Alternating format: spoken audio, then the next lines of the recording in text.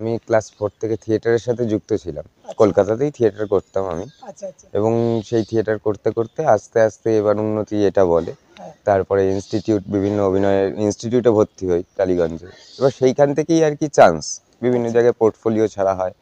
সেখান থেকেই আস্তে আস্তে ভালো দিকেই আর কি যাচ্ছিলাম। ওয়েব সিরিজ আসছিল। ইভেন কয়েকটা ওয়েব সিরিজ করেওছি, as a assistant art director কাজ করেছি, আর্ট ডিরেক্টর কাজ করেছি। আচ্ছা। এবার ঠিক যেই ভালো মুহূর্তটা, হ্যাঁ। সেই টাইমটাতেই মাতৃ নির্দেশ আর কি। তো আচ্ছা। তারপরেই আর কি এই পরিণতি আমার সন্ন্যাস।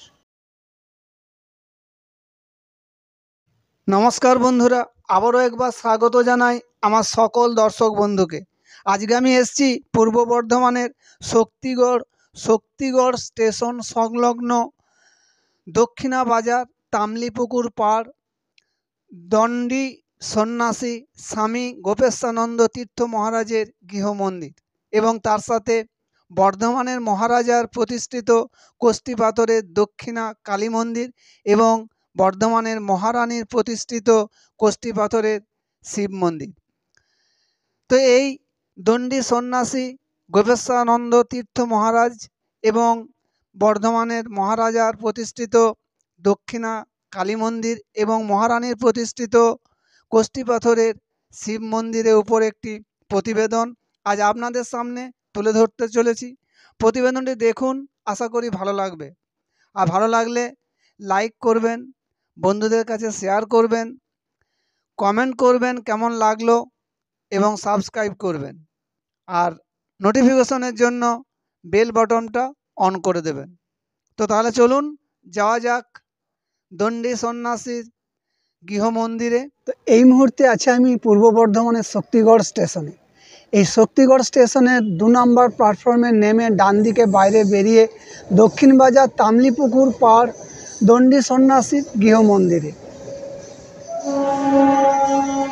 আচ্ছা, কেমন আছেন বলুন? হ্যাঁ, মায়ের কৃপায় চলে যাচ্ছে, নমনারায়ণ। আমি শুনেছি আপনি অভিনয় করতেন। হ্যাঁ। তো কিসের অভিনয় করতেন? মানে আমি সিনেমা না থিয়েটার না নাটক? না, আমি ক্লাস 4 থেকে থিয়েটারের সাথে যুক্ত ছিলাম। আচ্ছা। কলকাতাতেই থিয়েটার করতাম আমি। আচ্ছা আচ্ছা। এবং সেই থিয়েটার করতে করতে আস্তে আস্তে এবার উন্নতি এটা বলে। হ্যাঁ। তারপরে বিভিন্ন অভিনয়ের ইনস্টিটিউটে ভর্তি হই টালিগঞ্জে। এবার সেইখান থেকেই আর কি চান্স বিভিন্ন আচ্ছা। জায়গায় পোর্টফোলিও ছাড়া হয়। সেখান থেকেই আস্তে আস্তে ভালো দিকেই আর কি যাচ্ছিলাম। ওয়েব সিরিজ আসছিল। ইভেন কয়েকটা ওয়েব সিরিজ করেওছি, as a assistant art director কাজ করেছি, আর্ট ডিরেক্টর কাজ করেছি। আচ্ছা। এবার ঠিক যেই ভালো মুহূর্তটা, হ্যাঁ। সেই টাইমটাতেই মাতৃ নির্দেশ আর কি। তো আচ্ছা। তারপরেই আর কি এই পরিণতি আমার সন্ন্যাস। আর অভিনয় আর করেননি? না, আর অভিনয় করিনি। লাস্ট একটা ওয়েব সিরিজ করেছিলাম, ওয়েব সিরিজটাই লাস্ট হয়। আচ্ছা। তো পূর্বজন্মের কথা আর মানে না মনে করাই ভালো আর কি। হ্যাঁ। তো অভিনয় সময় আপনার বয়স কত ছিল? তখন আমার বয়স 28, 29, মানে ক্লাস 4 থেকে তখন শুরু করেছি এবং লাস্ট আমি অভিনয় করেছি ওই 29 বছর লাস্ট। আচ্ছা। তো ফেলে আসা অভিনয় জীবন কি এখন আপনাকে টানে? না, ওই যে বললাম পূর্বাশ্রমের কথা আমার আর কিছুই মনে নেই আর কি। এবং একজন সাধকের মনে না রাখাটাই উচিত। আচ্ছা। তো অভিনয় এবং তার চরণে নিজেকে সঁপে দিয়েছি পুরোপুরি, এখন সেই সব। আচ্ছা আচ্ছা। তো অভিনয় ছেড়ে এই আধ্যাত্মিক জীবনে কেন এলেন? ওই যে এক তো বললাম মাতৃনির্দেশ, আর তার থেকেও বড় কথা হচ্ছে যে দেখুন মানে ছোট থেকেই আর কি মাতৃভক্তি, মাতৃটান। শুটিংয়ে হয়তো যেতাম নামেই, কিন্তু ওই যে মন পড়ে থাকতো আমার মন্দিরে, হয়তো ছেড়ে ছুড়ে দিয়ে কাজ ছেড়ে ছুড়ে দিয়ে এরকমও হয়েছে বহুবার। কোনো মন্দিরে নাহলে আশ্রমে আমি গিয়ে বসে আছি। হয়তো কাজে যাওয়ার কথা বলেছি, বেরিয়েছি হয়তো কাজে যাবো বলে, শুটে যাবো বলে, হয়তো শুটিংয়ে গিয়ে পৌঁছলাম না, হয়তো কোনো মন্দিরে বসে সময় কাটিয়ে চলে এলাম। এই হয়েছে পরিস্থিতি। আচ্ছা। আচ্ছা, কতদিন হলো সন্ন্যাস নেওয়া? সন্ন্যাস নেওয়া হয়েছে আমার বেশি দিন হয়নি, এই ধরুন সদ্য 9 মাস হয়েছে আর কি। 9 মাস? হুম। আচ্ছা আচ্ছা। আপনি কার কাছ থেকে দীক্ষা নিয়েছেন? আমার গুরুজি হচ্ছেন দণ্ডী স্বামী রামানন্দ তীর্থ, উনি বেহালায় আর কি ওনার আশ্রম। আচ্ছা। আচ্ছা, আপনার সাধনায় সিদ্ধি লাভ হয়েছে? দেখুন, সাধনায় সিদ্ধি লাভ সেই জিনিসটা তো ওরকমভাবে যাচাই করে বড়াই করে ওরকমভাবে বলা যায় না। আচ্ছা সাধনায় সিদ্ধি লাভ, আর সেটা আমি কখনোই বলবো না। আচ্ছা। তবে এইটুকুনি বলবো, মাতৃচরণে থাকি, মাতৃসেবা, তবে মাকে ডাকলে সাড়া পাই। আচ্ছা, মানে যদি একটু খুলে বলেন কিরকম সাড়া পান? দেখুন, মাকে ডাকলে সাড়া পাই বলতে ইভেন আমার যদি কোনো কিছু দরকারও পড়ে, আমি সন্ন্যাসী মানুষ, ভিখারি মানুষ, খুব পরিষ্কার কথা, ভিক্ষে করে খাই, জোটে যেটা সেটা খাই এবং সেটাই মাকে ভোগ দিই এবং সেটাই আমি প্রসাদ হিসাবে করি। এবারে এমন এমন পরিস্থিতিও যায় যেখানে হচ্ছে যে মানে অলৌকিকভাবে সেই জিনিসগুলো হয়তো সে ছাড়া জোটাতে পারবে না। এই ধরুন, যেমন একটা পুজোর কথাই বলি। একটা পুজো করতে গেলে ধরুন বাৎসরিক পুজো, তার একটা বিভিন্ন আয়োজন আছে, তার খরচাপাতি অবশ্যই আছে। অর্থটা তো প্রথমেই আগে দরকার, কারণ সেটা না হলে কিছুই হবে না। সেই ক্ষেত্রে সেখানে আমি একজন সাধু মানুষ, হয়তো ভিক্ষে করে যা উঠলো, তারপরে বাকিটা সেই পুরোপুরি তার উপরেই ছেড়ে দিই এবং অদ্ভুতভাবে প্রত্যেক বছরেই উনি কৃপা করে থাকেন। কোথা থেকে কিভাবে জোগাড় হয় মানে স্বয়ং আমি সেটা নিজে জানি না। এটা তো একটা উদাহরণ দিলাম, আরো অনেক মায়ের লীলা আছে। একটা লীলা বলুন। যেমন এক সন্তানেরই তার অর্থের দরকার ছিল। আচ্ছা, অর্থের দরকার ছিল মানে ভালো একটা অ্যামাউন্টের দরকার ছিল তার। সে কোথা থেকে পাবে, কি করে পাবে? তো সে এসে খুবই মায়ের কাছে এসে কান্নাকাটি করেন। তখন আমি আসি এবং আমাকে বলেন পুরো ব্যাপারটা। এবার মানে বলার পরে মানে অদ্ভুত, আমিও অপারক। এরকম তো নয় যে আমার কাছে টাকা আছে আমি তাকে দিয়ে দিলাম। তো আমার কাছে তৎক্ষণাৎ উপায় বলতে একটাই, যে মাকে ডাকা। আচ্ছা, তো মাকে বললাম আমি ওনার সামনেই এবং অদ্ভুতভাবে ১ সপ্তাহের মধ্যে ওই মানুষটি তৎক্ষণাৎ ছুটে আসেন, এসে আবার মায়ের কাছে পুজোও দেন এবং জানিয়ে যান যে অদ্ভুতভাবে যে টাকাটি তার পাওয়ার কথা নন, মানে উনি ছেড়েই দিয়েছিলেন, সেই অর্থটি তার কাছে আবার মানে হারিয়ে যাওয়া অর্থ আবার ঘুরে আবার উনি পেয়েছেন। এরকম পরিস্থিতি। উনি এসে মায়ের কাছে পুজোও দিয়ে গেছেন।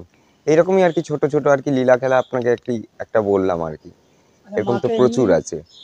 আমি তো শুনেছি যে মায়ের নুপুরের আওয়াজ শুনতে পেয়েছেন। হ্যাঁ, মায়ের নুপুরের আওয়াজ, এটা মানে এটা প্রত্যেক বছরই পুজোর আগে আগে পাওয়া যায়। ধরুন পুজোর ১ মাস কি ১৫ দিন আগে আমরা শুধু নুপুরের শব্দ নয়, বিভিন্ন সুগন্ধি ধূপ, আচ্ছা, নুপুরের শব্দ, এগুলো আমরা প্রত্যেক দিনই, আমি শুধু একা নয়, আমার সাথে আশ্রমে যিনি আছেন, ভক্ত আছেন, এবং তারাও শুনতে পেয়ে থাকেন। আচ্ছা, আচ্ছা, আচ্ছা। আচ্ছা, সাধনার আসল উদ্দেশ্য কি? কেন করে সাধনা? দেখুন, সাধনার আসল উদ্দেশ্য সেই জায়গা থেকে আমি একটা বলবো, মানুষের যে ষড়রিপু, সেটা দমন করাটা।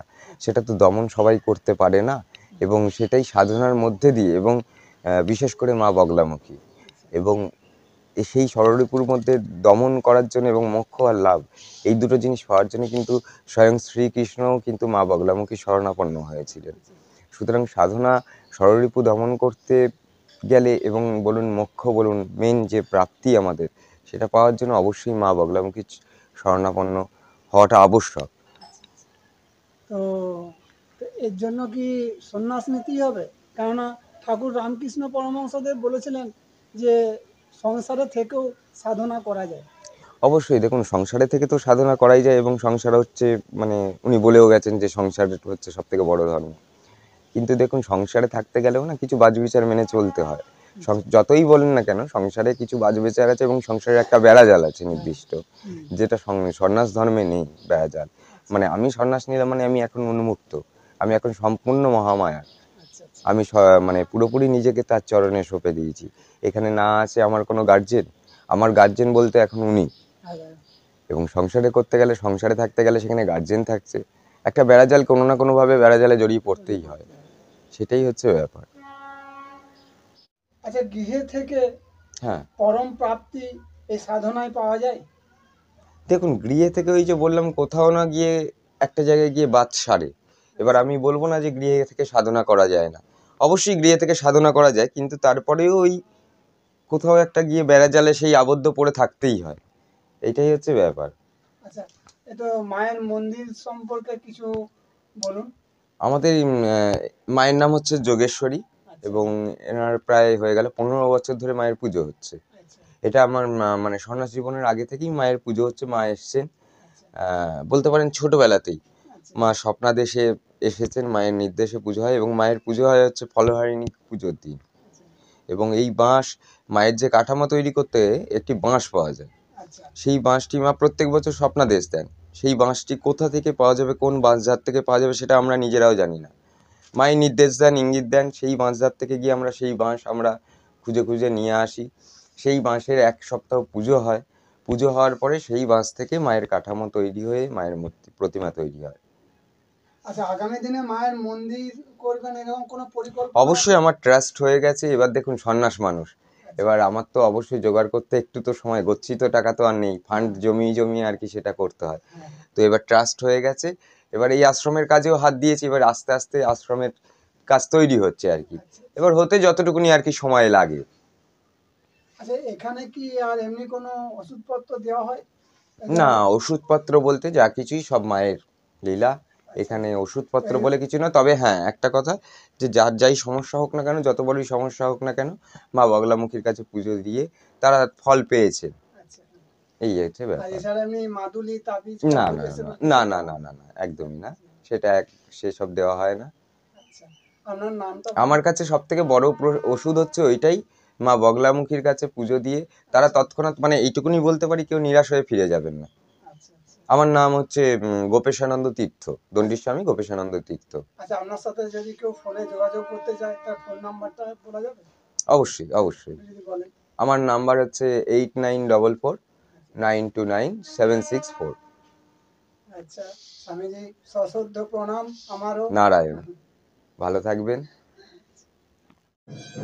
উঁচু বেদির উপর 5টি চূড়া বিশিষ্ট বর্ধমানের মহারানীর প্রতিষ্ঠিত শিব মন্দির এবং ঠিক তার বিপরীত দিকেই রয়েছে বর্ধমানের মহারাজার প্রতিষ্ঠিত দক্ষিণা কালী মন্দির, আর সামনেই রয়েছে হাঁড়িকাঠ। আমাদের এই শক্তিগড়টা আলাদা একটা নাম ছিল, আচ্ছা, এবার সেটা তো আমরা জানি না, বাবারা সব বলতেন, তা খেয়ালও নেই। তা এই মায়ের নাম অনুযায়ী এই মায়ের নাম হয়েছে শক্তিগড়, আচ্ছা, বুঝলেন। তা আমাদের এই মায়ের পেছু দিকটায় একটা মহা শ্মশান ছিল, আচ্ছা, মানে বাবারা যেই গল্পটা করে গেছেন। হ্যাঁ, তা শ্মশানে একটা হঠাৎ করে গড়ের মতো, ওই মাটির ডিবির গড় যেমন হয় হ্যাঁ, ঠিক সেইভাবে একটা উঁচু হয়ে ওই শ্মশানের মধ্যে ওঠে। এবার রাজারা সব ব্যাপার খবর টবর পেয়ে মশাল টুসাল সব হাতি ঘোড়া নিয়ে রাজারা এসেছেন পাইপ বরগন্দায়, দিয়ে ওই গড়টাকে খুঁড়ে নাকি মায়ের ওই শিলামূর্তিটি পায়। আচ্ছা, তা কোষ্ঠী পাথর নাকি? কোষ্ঠী পাথরের মা। আচ্ছা, তা ওই গড়ের মধ্যে পাওয়া যায় বলে আমাদের মায়ের নাম দিয়েছেন শক্তি, আর গড়ের মধ্যে পাওয়া গিয়েছিল বলে গড়, আচ্ছা, মানে শক্তিগড়, এইভাবে নামটি হয়, এর নাম হয় শক্তি। শক্তিগড়। আচ্ছা, তা এ তো বর্ধমান মহারাজার, তা আনুমানিক মোটামুটি 350 বছর ধরে রাখুন আচ্ছা, মায়ের বয়স। আচ্ছা, তা মায়ের তো কোনো নথিপত্র পাওয়া যায়নি। তা বর্ধমান মহারাজা আমার দাদুর দাদুকে হ্যান্ড ওভার করে দিয়ে গিয়েছিল। আচ্ছা, তা সেবায়েত হিসাবে আমার দাদুর বাবা এইভাবে হয়ে আসছে। তা এখন আমার দাদুই সেবায়েত হিসাবে আমাদের উইল করা ছিল। আচ্ছা, তা এ তো কোনো টাস কিছু নয়, কিছু নাই। কিন্তু এই রাজার মা এইটুকু শক্তিগড় মা দক্ষিণা কালী রূপে মায়ের পূজা হয়। আচ্ছা, তা মায়ের নিত্য পূজা ভোগ আরতি এইভাবে মায়ের সেবা পরম্পরা আপনারাই করে আসছেন। একবারে। আচ্ছা, তা আমাদের রাজার ওই অধিকার পেয়েছি বলে অধিকারী, হ্যাঁ, আমরা ব্যানার্জি ঘর, আচ্ছা, ওই রাজার অধিকার পেয়েছি বলে অধিকারী। আচ্ছা, আচ্ছা, ওই বর্ধমানেও সর্বমলা মা আছেন, হ্যাঁ, ওই একই রাজার, আচ্ছা, ওটা মা, হ্যাঁ ওটা মা দুর্গা, আর আমাদের এই মা দক্ষিণা কালী। এটা আমাদের কার্তিক মাসে মায়ের বাৎসরিক পূজা হয়, আচ্ছা, দীপান্বিতা দীপান্বিতা অমাবস্যাতে। আর আমাদের সর্বমঙ্গলা মা তো নবদুর্গা নবরাত্রি পূজা হয়। আর আপনার নামটা? আমার নাম পুলক অধিকারী, ওই অধিকার পেয়েছি বলে অধিকারী, ব্যানার্জি ঘর আমরা। আচ্ছা, আচ্ছা, তা দাদু তার বাবারা সব করে গিয়ে আর বংশক্রমে হয়ে আসছে। আচ্ছা, মায়ের অন্নাদি ভোগ হয়, আরতি। আচ্ছা, ও এখানে কালী মায়ের নিচে যেমন শিব সাহিত্য থাকে, হ্যাঁ হ্যাঁ হ্যাঁ হ্যাঁ হ্যাঁ, এখানে একদম আছে। হ্যাঁ মায়ের নিজে বাবা শুয়ে আছেন। আচ্ছা, আচ্ছা, হ্যাঁ, দক্ষিণা কালী রূপে মায়ের পূজা হয়। পূজিত হবে। হ্যাঁ। বর্ধমানের মহারানীর প্রতিষ্ঠিত কোষ্ঠী পাথরের শিবলিঙ্গ, শিবলিঙ্গটি বেশ বড়। তো আজকের প্রতিবেদন কেমন লাগলো অবশ্যই কমেন্ট করে জানাবেন কিন্তু। তো আবার দেখা হবে পরবর্তী অন্য কোনো নতুন ভিডিওতে। অন্য কোথাও অন্য কোনো দিন। ভালো থাকবেন, সুস্থ থাকবেন। তাহলে আজ এই পর্যন্তই, টাটা।